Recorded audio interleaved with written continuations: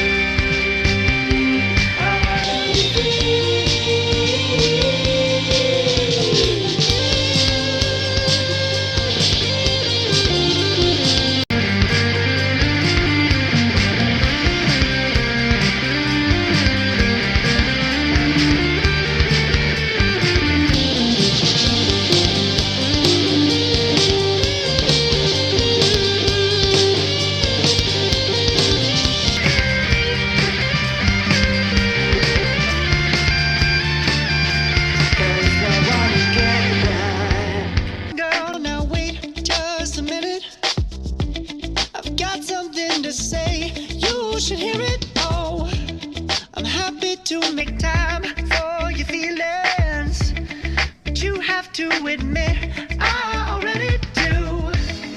Let's just break it down to you and me uptown, dancing all around till the disco ball pops.